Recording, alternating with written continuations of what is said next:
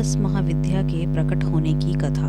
आदि शक्ति भगवती जगदम्बा विद्या और अविद्या दोनों ही रूपों में विद्वान हैं। अविद्या रूप में वह प्राणियों के मोह के कारण है, तो विद्या रूप में मुक्ति की। भगवती जगदम्बा विद्या या महाविद्या और भगवान सदाशिव विद्यापति के रूप में भी हैं। 10 महाविद्याओं का संबंध मूल रूप से देवी सती, शिव और पार्वती से है। ये ही अन्यंत्र नवदुर्गा, चामुंडा तथा विष्णुप्रिया आदि नामों से पूजित और चर्चित होती हैं। 10 महाविद्याओं का अवतरण क्यों हुआ और कैसे हुआ, इस संबंध में जानकारी महाभागवत देवी पुराण में एक रोचक कथा से प्राप्त होती है, जो संक्षेप में इस प्रकार है। पूर्व काल की बात है, प्रजापति दक्ष ने एक विशाल यज्ञ महोत्सव का आयोजन किया, जिसमें सभी देवता ऋषिगण निमंत्रित थे। किंतु भगवान शिव से द्वेष हो जाने के कारण दक्ष ने ना तो उन्हें आमंत्रित किया और ना अपनी पुत्री सती को ही बुलाया। देव ऋषि नारद जी ने देवी सती को बताया कि तुम्हारी सब बहनें यज्ञ में आमंत्रित हैं, अंत तुम्हें भी वहां जाना चाहिए। पहले तो देवी सती ने मन में कुछ देर विचार किया, फिर वहां जाने का निश्चय किया। जब देवी सती ने भगवान शिव से उस यज्ञ में जाने की अनुमति मांगी, तो भगवान शिव ने वहां जाना अनुचित बताकर उन्हें जाने से रोका, पर देवी सती अपने निश्चय पर अटल रही। वह बोली, मैं प्रजापति के यज्ञ में अवश्य जाऊंगी और वहां पहुंचकर या तो अपने प्राणेश्वर देवादेव के लिए यज्ञ में भाग प्राप्त करूंगी या यज्ञ को ही नष्ट कर दूंगी। ऐसा कहते हुए देवी सती के नेत्र लाल हो गए, उनके अधर फड़कने लगे, जो कृष्ण वर्ण के हो गए।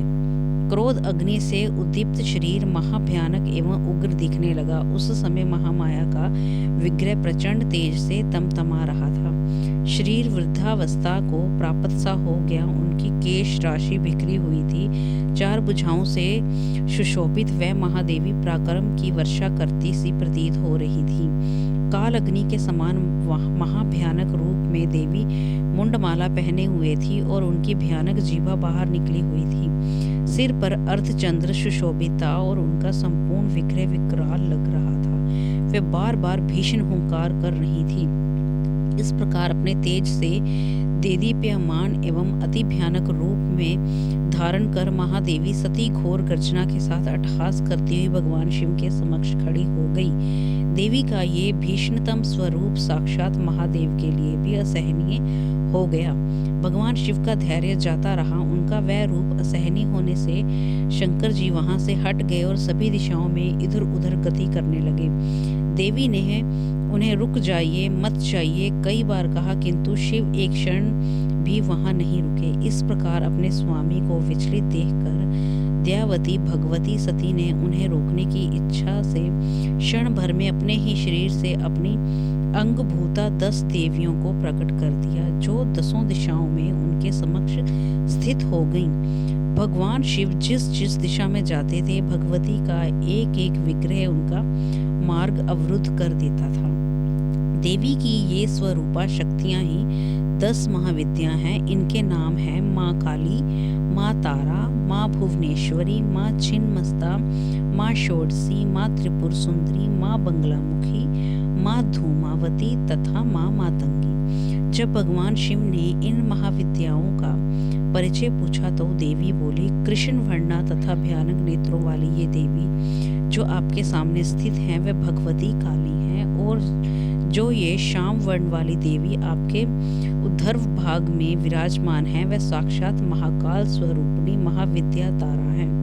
महामते आपके दाहिने ओर वह जो भयदायिनी तथा मस्तक वहीन देवी विराजमान है, वह महाविद्या स्वरूपिणी भगवती छिन्नमस्ता है। शंभो आपके बाईं ओर ये जो देवी हैं, वह भगवती भुवनेश्वरी हैं। जो देवी आपके पीछे स्थित हैं, वह शत्रुनाशिनी भगवती बगला है। विधवा के रूप धारण की हुई ये जो देवी आपके अग्नि कोण में विराजमान है, ये महाविद्या स्वरूपिणी महेश्वरी धूमावती हैं। और आपके नेतृत्व कोण में ये जो देवी हैं, वह भगवती त्रिपुर सुंदरी हैं। आपके वायव्य कोण में जो देवी हैं, वह मातंग कन्या महाविद्या मातंगी हैं। और आपके ईशान कोण में जो देवी स्थित हैं, वह महाविद्या स्वरूपिणी महेश्वरी षोडशी हैं। मैं तो भयंकर रूप वाली भैरवी हूँ। शंभो, आप विचलित मत होइए।